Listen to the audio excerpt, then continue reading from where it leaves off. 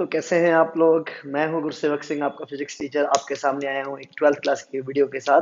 और ये particular video है आपकी मैग्नेटिक इफेक्ट ऑफ करंट की, जिसमें आप लोगों ने 2 वीडियोस ऑलरेडी देख ली होंगी और ये आपकी है तीसरी वीडियो। इसमें अपने लोग स्टडी करेंगे magnetic effect of current due to a circular coil. अच्छा, पिछले केस में भी अपने लोगों ने स्टडी करा था, बट वहां पर अपने लोगों ने मैग्नेटिक फील्ड निकाली थी उसके सेंटर पर। तो आज क्या करने जा रहे हैं, आज अपने लोग करेंगे magnetic field due to circular current carrying coil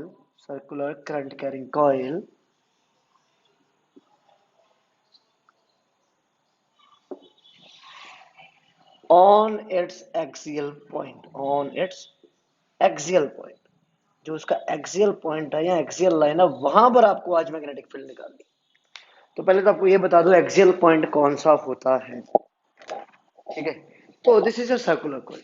एक सर्कुलर कॉइल है आपके पास, ये इसका सेंटर हो गया। ठीक है, इसके सेंटर से अगर आप एक परपेंडिकुलर लाइन बाहर की तरफ खींचते हो तो ये होगी उसकी एक्सियल लाइन। तो कुछ आप ऐसे देख सकते हो या आप कुछ ऐसे देख लो। ठीक है, तो दिस इज बेसिकली व्हाट, ये आपकी एक एक्सियल लाइन है और इसके टिप पर सपोज या किसी भी पर्टिकुलर पॉइंट पर, इस लाइन के किसी भी पर्टिकुलर पॉइंट पर आप इसकी मैग्नेटिक फील्ड पता कर सकते हो। तो गिवन क्या क्या होगा आपको, circular coil, current I flow कर रहा है, उसका रेडियस है समथिंग, और एक्सियल लाइन पर उसका डिस्टेंस है इतना। बस ये 3 चीजें गिवन होगी और आपको मैग्नेटिक फील्ड पता करना होगा। तो उसके लिए आपके पास जो डेरिवेशन है वो मैं आपको करवाऊंगा। ठीक है, और यूजिंग बायोट सावर्ट्स, और बायोट सावर्ट्स लॉ के बारे में आपको ऑलरेडी पहले से पता है क्या होता है।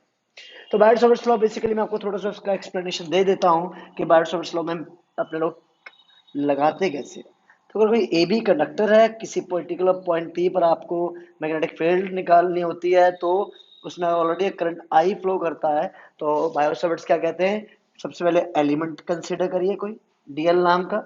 ठीक है, पॉइंट पी तक का आपने कोई एक पोजीशन वेक्टर मान लेना है, आर वेक्टर, ये डीएल वेक्टर।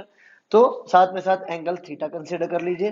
तो small amount of magnetic field जो होगी वो कितनी होगी, वो होगी dB is equal to mu naught upon 4 pi I d l sine theta upon r square. ठीक है, अब अगर मैं बात करता हूं सर्कुलर कॉइल की, तो भाई सर्कुलर कॉइल के केस में ध्यान से देखिए, ये होगी सर्कुलर कॉइल। ठीक, इस सर्कुलर कॉइल का ये हो गया अगर सपोज सेंटर, तो सेंटर से वो एक्सियल लाइन आप परपेंडिकुलरली उस कॉइल के विद रिस्पेक्ट बाहर की तरफ ड्रॉ करोगे। अब यार यहाँ बाहर की तरफ तो ड्रॉ करना मेरे लिए आसान काम नहीं होगा, तो मैं इस लाइन को कुछ इस तरह से ड्रॉ करूंगा। ठीक है, तो इस पॉइंट से मैंने उस लाइन को कुछ ऐसे ड्रॉ कर दिया। ये वो पॉइंट मान लिया मैंने एक्सियल पॉइंट जहां पर मुझे मैग्नेटिक फील्ड निकालनी है। अब बायोट सावर्ट्स क्या कहते हैं, सबसे पहला काम, अगर कोई भी पर्टिकुलर कॉइल है जिसमें करंट है, तो आप पहला काम क्या करिए, उसमें एक एलिमेंट कंसीडर कर लीजिए। तो मैंने एलिमेंट कंसीडर कर लिया। ठीक है, सपोज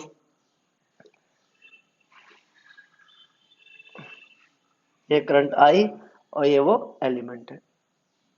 ठीक है, ये डीएल एलिमेंट हो गया।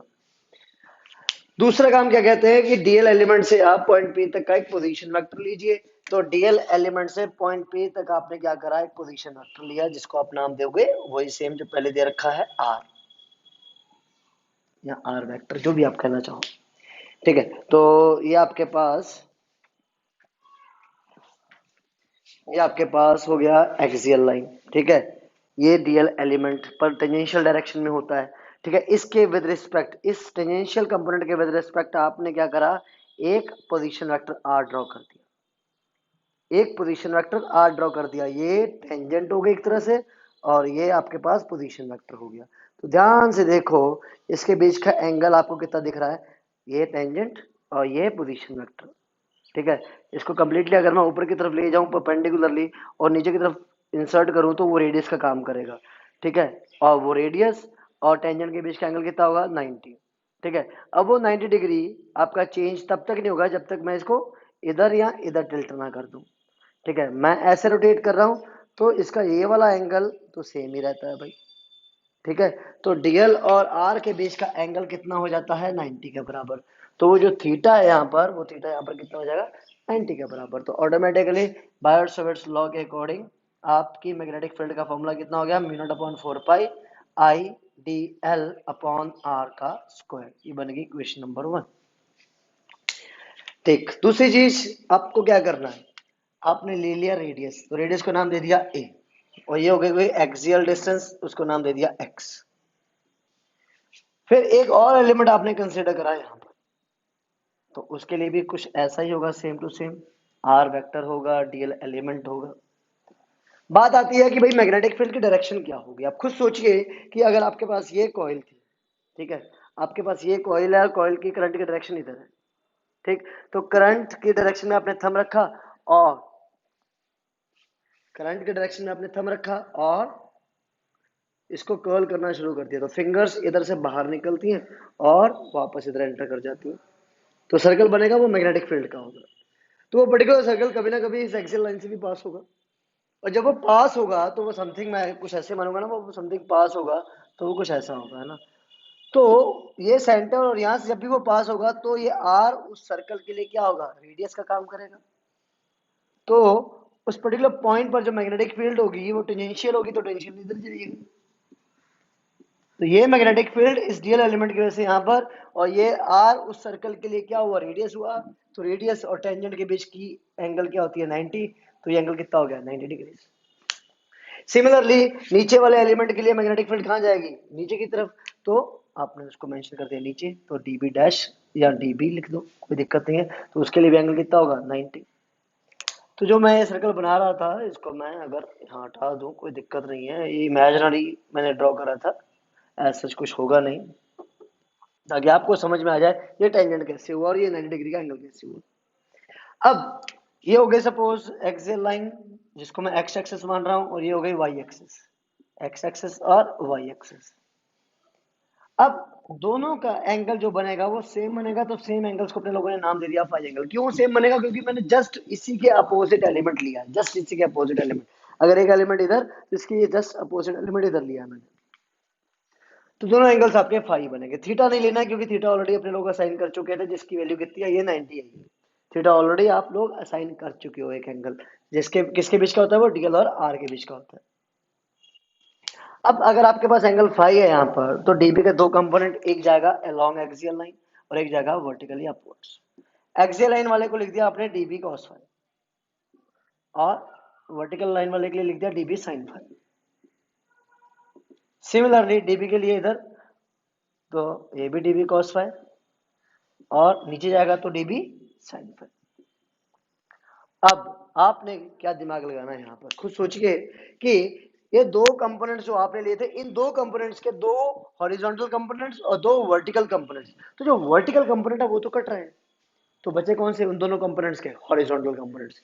ऐसे ही अगर मैं इन दो एलिमेंट्स की जगह इन दो एलिमेंट्स की बात करता, तो इन दो एलिमेंट्स के भी वर्टिकल कंपोनेंट्स आपस में कट जाते, वो कुछ ऐसा बनता है, एक इधर आता है, एक अंदर की तरफ चला जाता है, बट उनके भी हॉरिजॉन्टल कंपोनेंट्स किधर जाते हैं, जाते हैं इधर ही।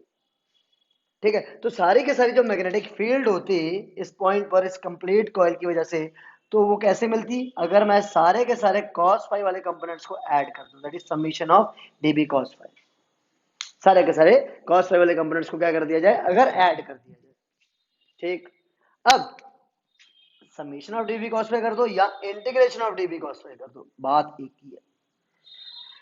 यहाँ पर db की वैल्यू आपको पता है कितनी है, तो इसकी वैल्यू को अगर मैं पुट कर देता हूं, तो mu naught upon 4 pi I d l upon r square into cos five. तो यहाँ पर कॉस फाइव आपका बाहर आ जाएगा, आई बाहर आ जाएगा, आर बाहर आ जाएगा, म्यू नॉट अपॉन 4 पाई बाहर आ जाएगा, क्यों, ये सारी की सारी चीजें क्या है, कांस्टेंट है। तो mu naught upon 4 pi I upon r square cos five integration of what, dl.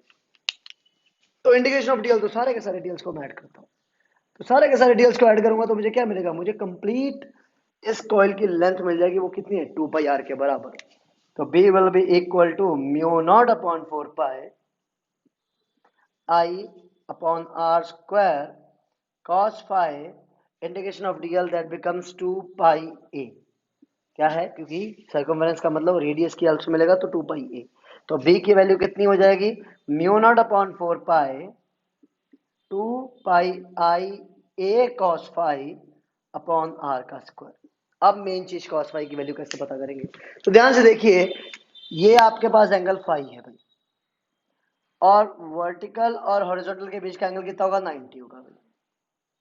तो 90 में से 5 को माइनस करेंगे तो बचेगा एंगल कितना, 90 - 5। एक चीज। फिर आर और डीबी के बीच का एंगल मैं ऑलरेडी बता चुका हूं कितना है, 90। और आपका ये एंगल 90 - 5 है। तो कंप्लीट 90 में से अगर मैं 90 - 5 को माइनस करता हूं तो बचा हुआ एंगल क्या हुआ, 5। फिर ये वर्टिकल लाइन और ये एक्सियल लाइन के बीच का एंगल भी 90 होगा। तो 90 और ये एंगल 5, तो ये कितना हुआ, 90 - 5। ठीक। अब ये 90 - 5, ये 90, तो automatically this will be what, 5। ठीक है। अब अगर ये 5 है, अगर ये 5 है तो ऑटोमेटिकली इस ट्रायंगल में ध्यान से देखिए, आपको cos फाइव की वैल्यू मिल जाती है। तो cos फाइव क्या होता है, cos five will be equal to base, base है a अपॉन हाइपोटेन्यूज, तो cos five is equal to a upon r।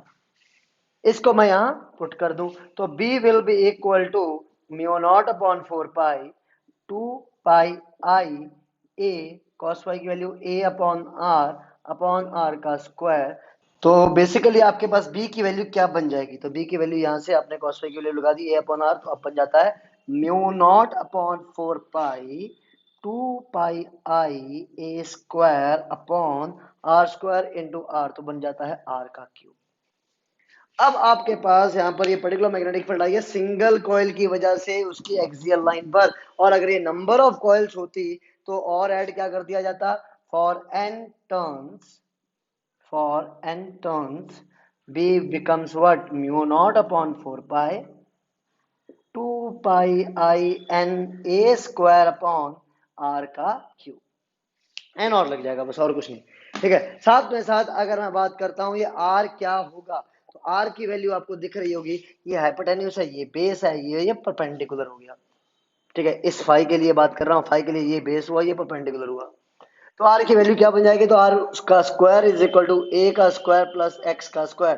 तो जब मैंने स्टार्टिंग करी थी इसकी, तो मैंने कहा था आपको रेडियस गिवन होगा और एक्सियल लाइन गिवन होगी, आर आपको निकालना पड़ेगा। तो रेडियस और एक्स से आप निकाल सकते हो और इसमें पुट कर सकते हो। तो इनडायरेक्टली क्या कर सकता हूं मैं, इस फॉर्मूले को चेंज करके b is equal to mu naught upon 4 pi 2 pi I N A square upon, यहां से देखो r की वैल्यू क्या होगी, तो r का स्क्वायर हटाया जाए और यहाँ पर पावर पुट कर दी जाए 1/2। तो इसको एज इट इज अगर मैं पुट करता हूं तो a square plus X square की होल पावर, यहाँ 3 थी वहां हाफ थी, तो क्या बन जाती है 3/2। तो ये आपके पास एक फॉर्मूला आ चुका है, magnetic field due to circular current carrying coil on its axial line. पिछली वीडियो अगर आप लोगों ने नहीं देखी है तो उसमें मैंने magnetic field due to circular coil at its centre के लिए मैग्नेटिक फील्ड निकाली थी। तो उसका फॉर्मूला आया था mu naught upon 4 pi 2 pi I upon radius, जो भी उसका रेडियस है, 2 पाई आई अपॉन ए। अब आप खुद सोचिए, अगर x की वैल्यू जीरो कर दी जाए तो ऑटोमेटिकली पॉइंट शिफ्ट हो जाएगा उसके सेंटर पर। ठीक। तो इसका मतलब से जो वो फॉर्मूला उसमें कन्वर्ट हो जाना चाहिए। तो देखिए ना, खुद पुट करके देखिए, x को जीरो पुट करो यहाँ पर, तो x जीरो, तो a स्क्वायर की होल पावर कितनी, 3/2, 2 से 2 कैंसिल, तो a की पावर क्या आई, 3 आई। ऊपर a की पावर क्या है, 2, तो a की पावर 2 a की पावर 3 से कैंसिल होगी, तो नीचे क्या बचेगा, जस्ट a बचेगा, नीचे a है। न्यूमरेटर में क्या होना चाहिए था, 2 पाई आई इंटू एन, तो 2 पाई आई इंटू एन, तो नंबर ऑफ टर्न्स अगर n होंगे तो ऑटोमेटिकली फॉर्मूला टोटली रिजेंबल कर जाता है। ये स्पेशल केसेस में आ जाता है। और कभी कभी क्वेश्चन आता भी है कि एक particular circular current carrying coil है, ठीक है, उसमें करंट आई गिवन है, उसका रेडियस गिवन है, उसकी एक्सियल लाइन गिवन है, कंपेयर करने के लिए पूछा जाएगा मैग्नेटिक फील्ड को कहाँ, उसके सेंटर पर और उसके एक्सियल लाइन पर। तो उम्मीद करता हूँ ये फॉर्मूला आपने याद कर लिया होगा, क्योंकि अब इसके बेसिस के ऊपर अब आपको क्वेश्चंस करवाने वाला हूँ, तो वो क्वेश्चंस थोड़ा देखिएगा, मजा आएगा आपको। ठीक है, क्योंकि अच्छे क्वेश्चंस हैं, कंपटीशन में पूछे जाते हैं। और एक ट्रिक बताऊंगा जिससे आप इजिली मैग्नेटिक फील्ड की डायरेक्शन पता कर सकते हो।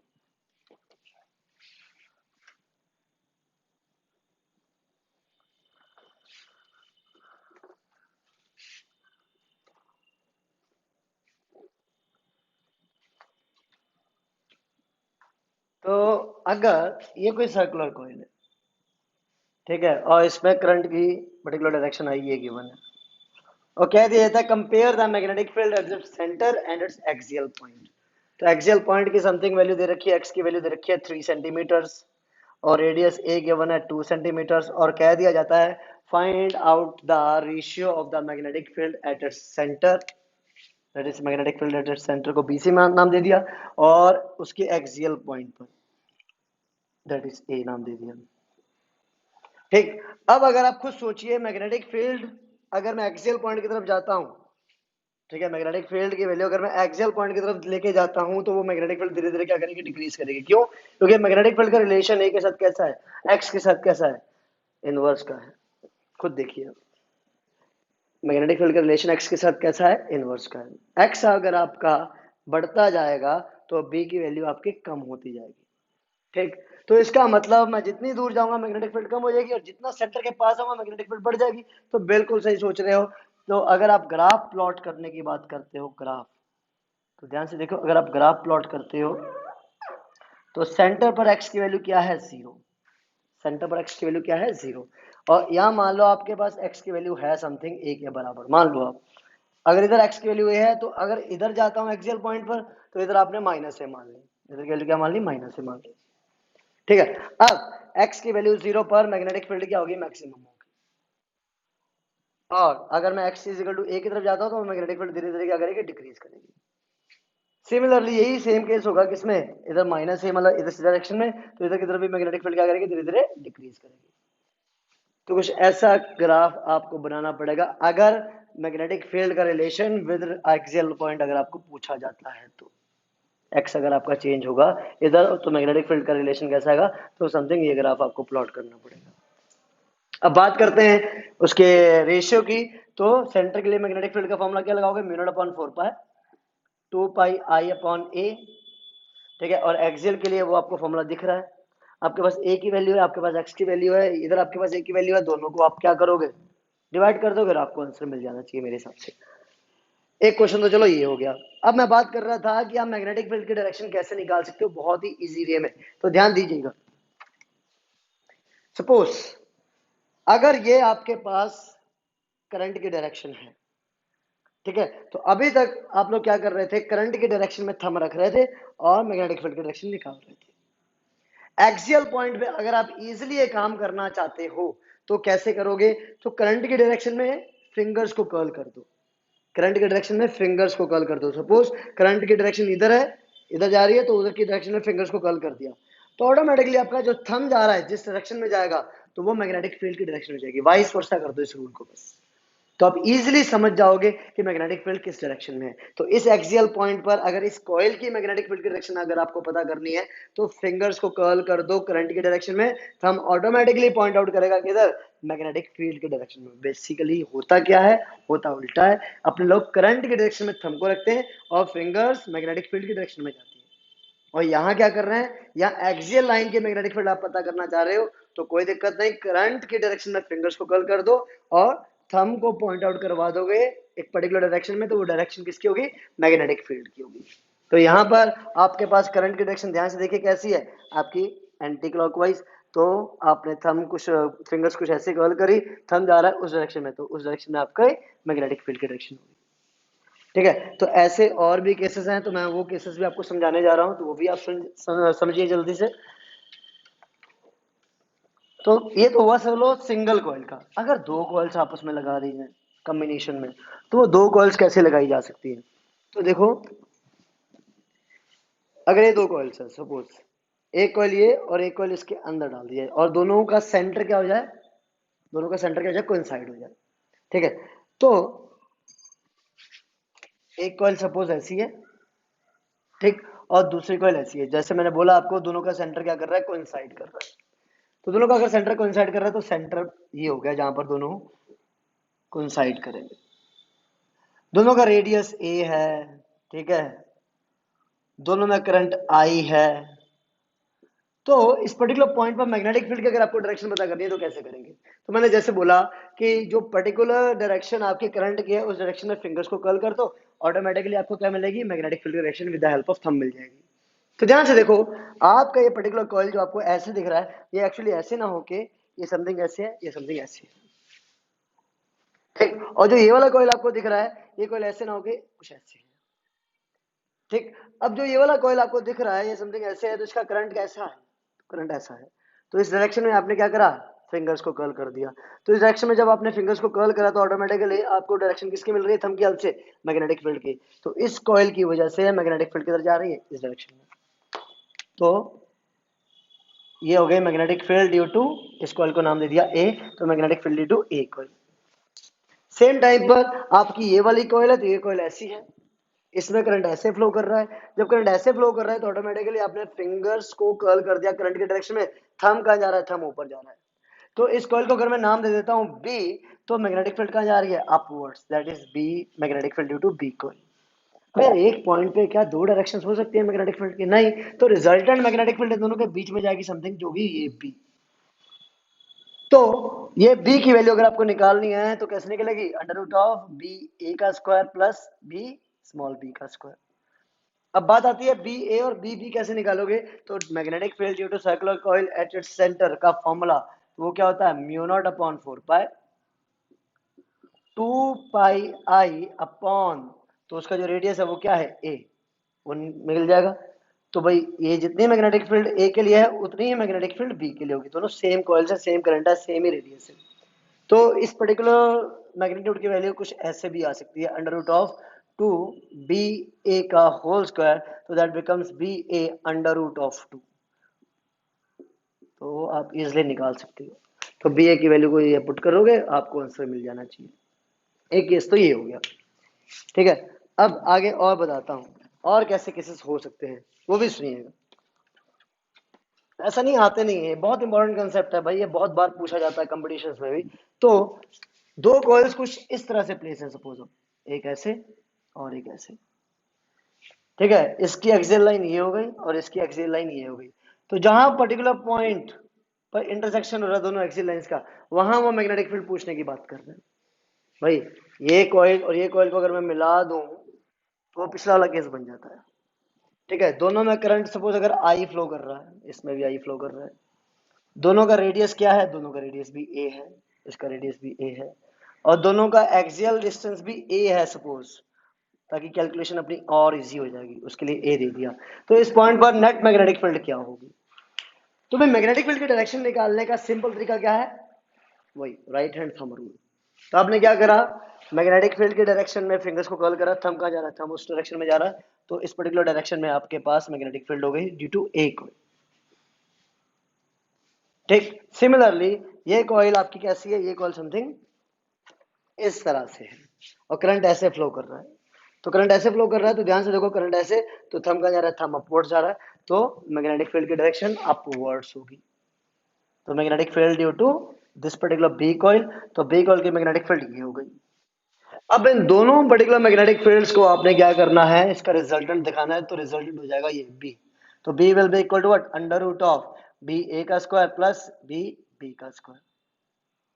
ये आपके पास नेट मैग्नेटिक फील्ड आ चुकी है। बट मेन चीज क्या है, मेन है दोनों की वैल्यू तो निकालिए सर। तो ठीक है, फॉर्मूला क्या था, फॉर्मूला था B is equal to mu naught upon 4 pi 2 pi I N into A का square, A radius, upon under root of या whole cube root by 2 of A square plus X square की whole power 3/2। A क्या था, A radius था, X क्या था, X axial line का distance. तो बी ए की वैल्यू कितनी हो जाएगी, तो B A will be equal to what, mu naught upon 4 pi 2 pi I N into A का स्क्वायर डिवाइडेड बाय एक्स भी ए के बराबर है, तो अंदर हो जाता है 2a स्क्वायर, दैट इज 3/2। तो 2 से 2 कैंसिल हो जाएगा, तो ओवरऑल वैल्यू क्या मिलेगी, ओवरऑल वैल्यू मिल जाएगी mu naught upon 4 pi 2 pi I N A square upon 2 का क्यूब होता है 8 और साथ में a का हो जाएगा क्यूब, तो इससे ये स्क्वायर कैंसिल हो जाएगा, तो कंप्लीटली क्या मिलेगा 4। तो 1/4 mu naught upon 4 pi pi I N upon A, ये आ गई बी ए की वैल्यू। तो इतनी वैल्यू बी बी की होगी। दोनों वैल्यूज को यहाँ पुट करने के बाद आंसर निकालिएगा भाई, अगर हो सके तो कमेंट बॉक्स में आंसर लिख भी दीजिएगा अगर इतना टाइम आपके पास है, ठीक है। तो ये दोनों की वैल्यूज को अगर आप पुट करोगे तो आपको बी की वैल्यू मिल जाती है। सिमिलरली अगर मैं बात करता हूं एक और केस की, तो वो भी आसान केस है, ये समझ में आ गया होगा आपको। ठीक है। हाँ, यहाँ पर एक चीज और पूछी जा सकती है कि एंगल कितना होगा, कभी कभी ये भी पूछा जा सकता है। तो कोई बड़ा काम नहीं है यार, क्या करना है, पैरेललोग्राम ड्रॉ करिए। ठीक है, ये अगर बी बी है तो ये हो जाएगा B B, shifting of parallel vectors, ये आपके 11th क्लास का क्वेश्चन है। ठीक है, आपने वेक्टर को शिफ्ट कर दिया यहाँ पर, ये बी ए ये बी बी, तो आपने tan phi की हेल्प से इस रिजल्टेंट मैग्नेटिक फील्ड की डायरेक्शन निकाल लेनी है। तो आपको सिंपली पता है दोनों के दोनों क्या है, बराबर। जब बराबर है तो आपस में कैंसिल आउट हो जाएंगे, तो आपको मिल जाएगा tan phi की वैल्यू 1। तो tan phi अगर 1 है तो फाई की वैल्यू आ जाएगी 45 डिग्री। तो जरूरी नहीं है 45 आए हमेशा, हो सकता है बी और बी की वैल्यू आपस में सेम ना हो, अभी तो सेम थी इसलिए 45 आ गया। हो सकता है ए की वैल्यू कुछ और दे रखी हो, यहाँ की वैल्यू कुछ और दे रखी हो, आपस में सेम ना हो, इनके रेडियस आपस में सेम ना हो, तो ऑटोमेटिकली यहाँ फाई की वैल्यू कुछ और भी आ सकती थी। आगे बढ़ते हैं, एक और केस करते हैं, लास्ट केस करते हैं, ताकि आपको ये टॉपिक कंप्लीटली समझ में आ जाए कि क्या कहना चाह रहा है ये। तो फिर से दो कॉइल्स का ही कॉम्बिनेशन होगा, और इस बार आपके ये दो पर्टिकुलर कॉइल्स कुछ इस तरह से प्लेस होंगे, एक ये और एक ये।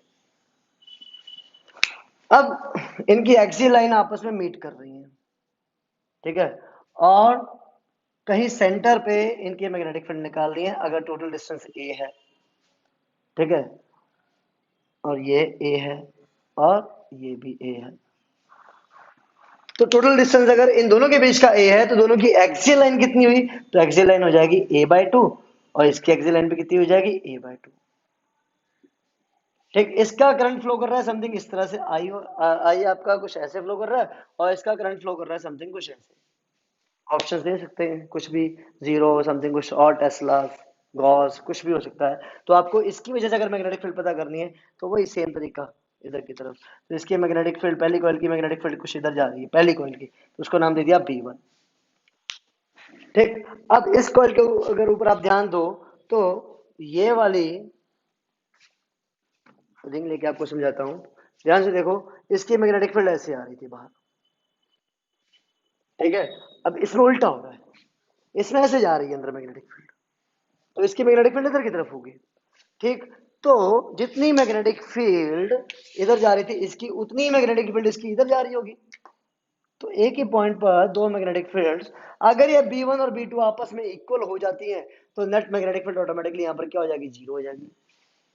तो क्या इक्वल है, तो भाई साफ दिख रहा है यार, axial distance same, radius same, तो ऑटोमेटिकली दोनों मैग्नेटिक फील्ड्स भी कैसी होंगी, सेम होंगी, इक्वल एंड अपोजिट होगी, तो नेट मैग्नेटिक फील्ड आपस में कैंसिल आउट होके तो क्या प्रोवाइड करवाएंगे, जीरो प्रोवाइड करवाएंगे।